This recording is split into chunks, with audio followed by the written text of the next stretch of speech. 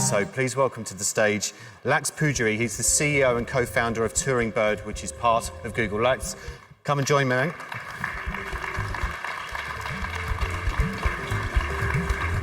Thank you, how are you? Okay. Let's move our seats closer here. We're way too far apart. So we can still be friends, even though you're Google and I'm a journalist. It's okay. So. We're friendly with everyone. Right. So let's just dive in. I mean, people may not know what Touring Bird is. Tell us simply and quickly, what is Touring Bird, how it came about, and in particular, it's come from a part of Google called Google Area 120, which is this kind of place where you build secret things. It's like, the Area 51, which is, 100 miles or so away from here, but it's the Area 51 of Google, right? So tell us a little bit about that and how Touring Bird has come about, first of all, please. Sure. So Touring Bird is a very early stage web app, which was built out of Area 120, as you rightly pointed. So basically, with Touring Bird, travelers can discover, compare, and book in-destination activities. Our mission is to organize the world's tours and activities information and make it accessible and useful. And if you think about it, in a lot of ways, this mission ties in neatly with Google's overall mission, which is to organize the world's information. We have just put it in the context of tours and activities.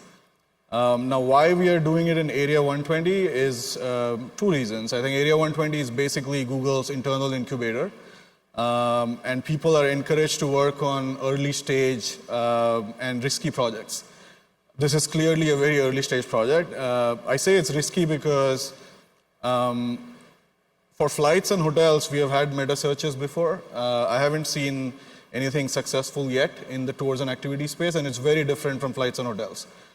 So we felt like we want to experiment in this area, in Area 120, and we have been doing that for about 10 months now.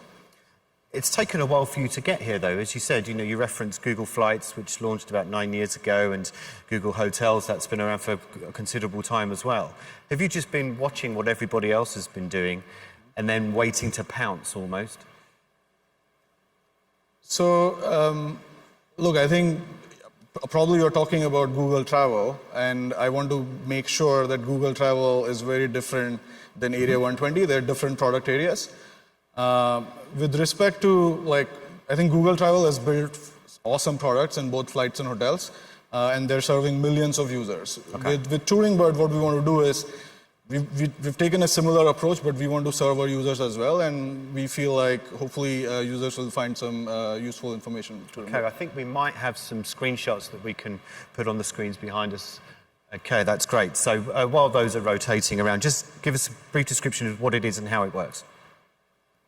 So there are three things that we do in Touring Bird. One is obviously we work with partners across like OTAs and then aggregate their inventory, and we have a comparison shopping thing going on, which is very unique to this industry, where we basically, unlike hotels and flights, it's not apples to apples comparison when you start comparing tours and activities.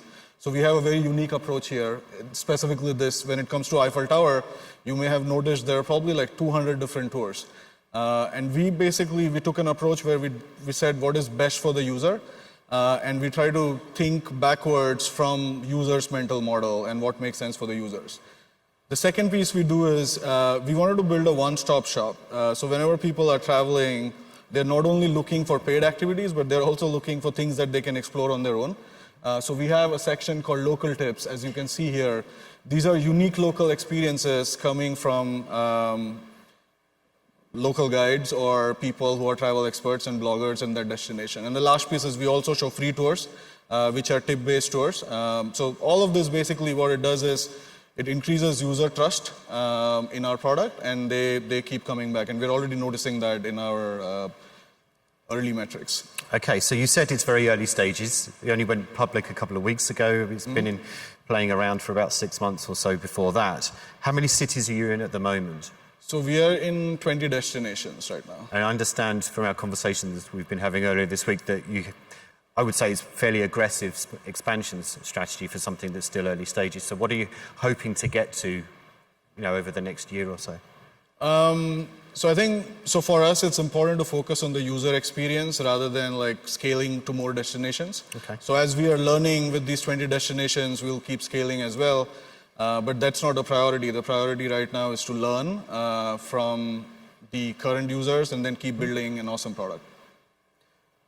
What have you learned from watching the market evolve over the last few years, particularly in the last few years where, you know, the OTAs have got a very aggressive and bought vendors and things like that, and there's just general more connectivity. This event's doubled in size, et cetera, et cetera. There's a lot of interest. What have you learned from how other people operate that's influenced what you do? And I think specifically around the way the supply chain works.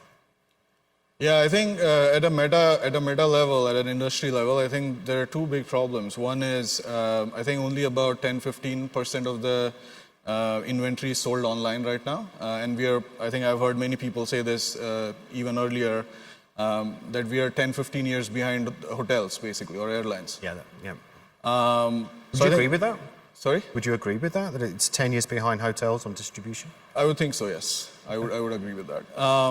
So I think that's the main problem. So so what we are trying to do here is basically improve discovery and selection, and we hope that by doing that, we will grow the pie for online bookings. And if more bookings happen online, I think there's this other problem where a lot of suppliers are also offline. If they see that a lot of inventory is sold online, they also have an incentive to come online. So by solving the distribution, discovery, and selection problem, we hope to grow the pie eventually. Okay, so you said initially your inventory is coming in a meta search format, which is lists of different types of products. That inventory, those products are coming from online travel agencies. So we're talking about Get Your Guide and people like that. That's going to change over time, I would imagine. So you would start taking inventory directly from suppliers, correct? So, I mean, as I told, like we are very early stage. This is the pilot phase right now. We are very focused on building a product that does right by the user, build great user experience, and solve the discovery selection problem. I think we have identified a few partners. We are going to continue working with them. As the product usage grows, we will discuss opportunities to onboard other partners, but there are no such plans right now. But I mean, suppliers in the audience, of which there are many, would be interested to know that they're not ruled out by working directly with Google at some point. Oh, look, I think end of the day, all of the suppliers are working with the aggregators, and I think their inventory shows up on our product.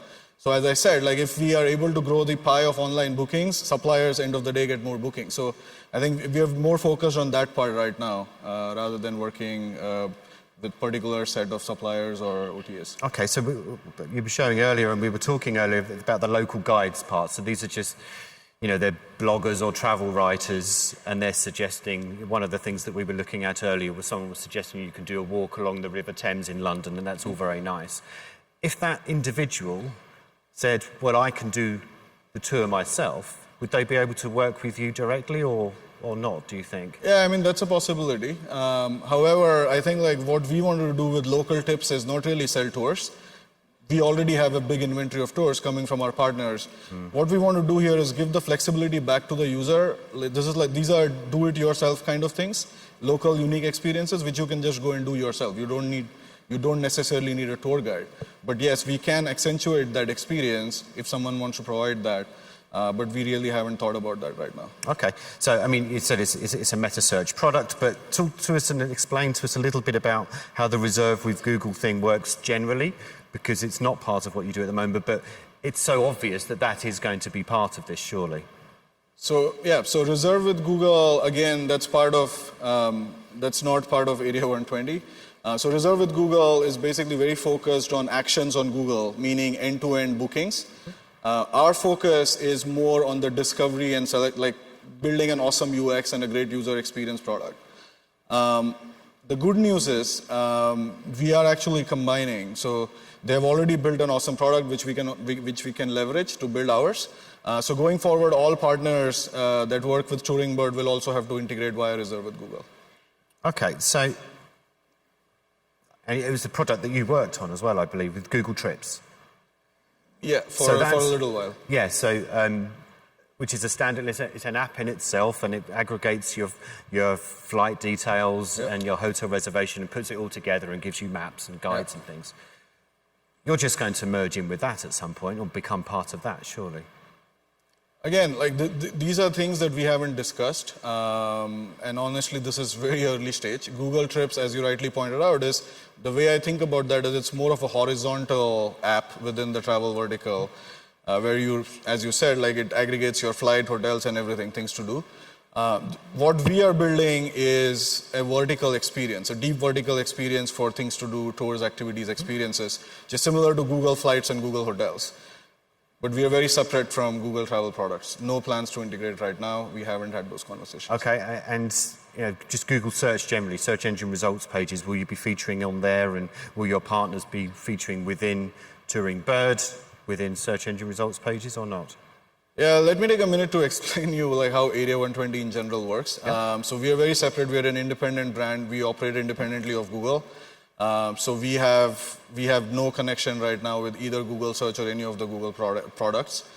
Many of the Area 120 projects will go on to probably integrate with core Google. Yeah. Many of them will fail because they're risky and they're early stage, right?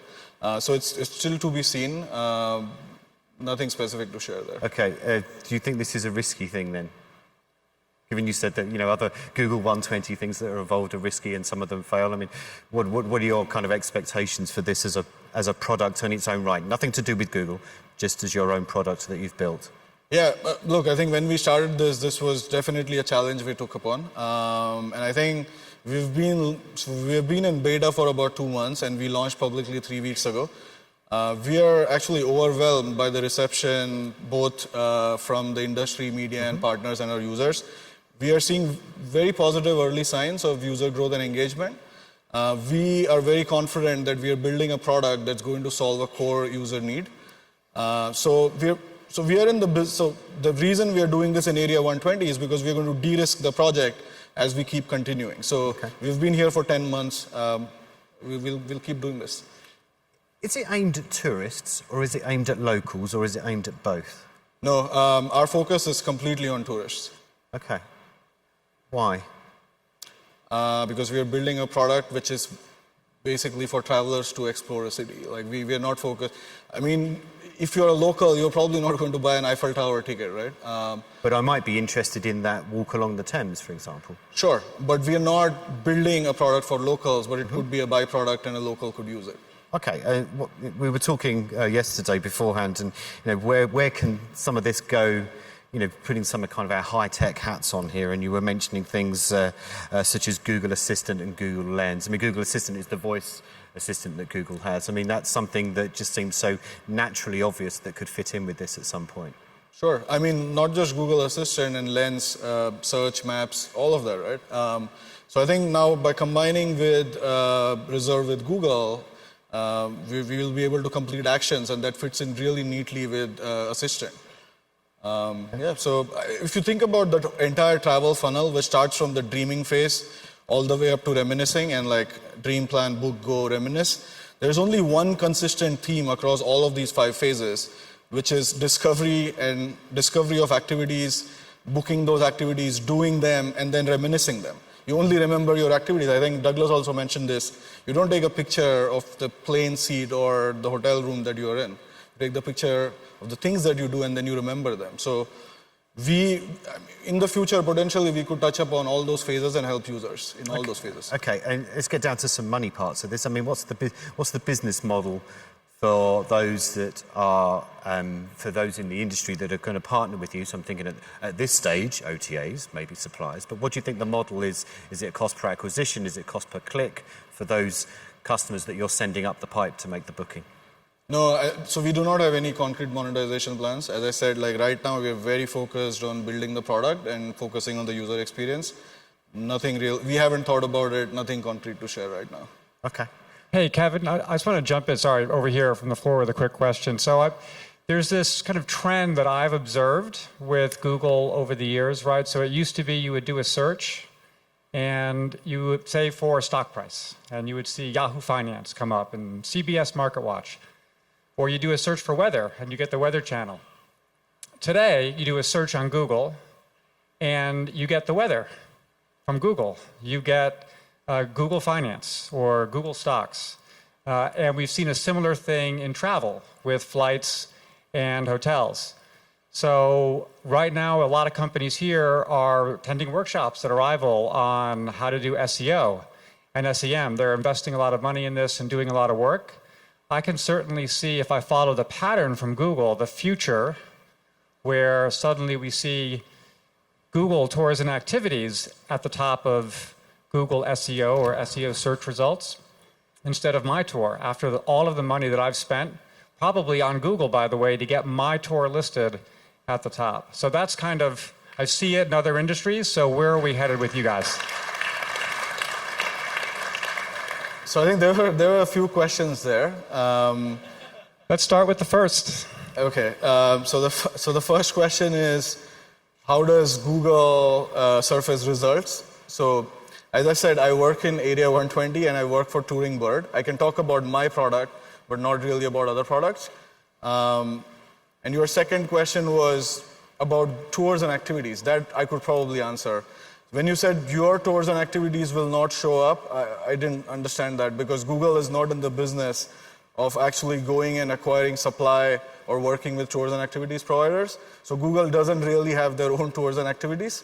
So I didn't really understand that question. Well, so if you are listing, say, Touring Bird product, you're aggregating your listings, and this is a Touring Bird listing.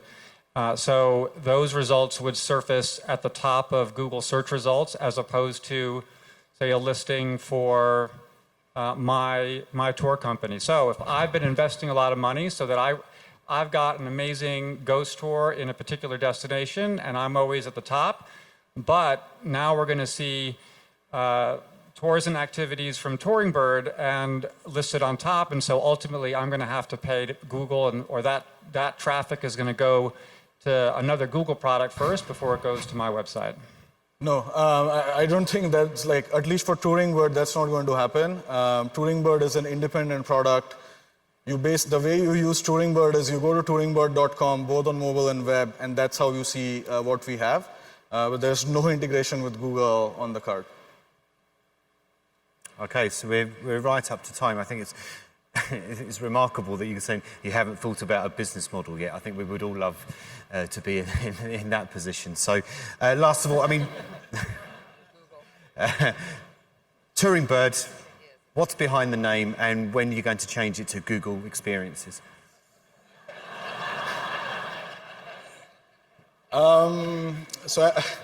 Have you seen our logo? Have you seen our logo? It says it's TBD. Yeah.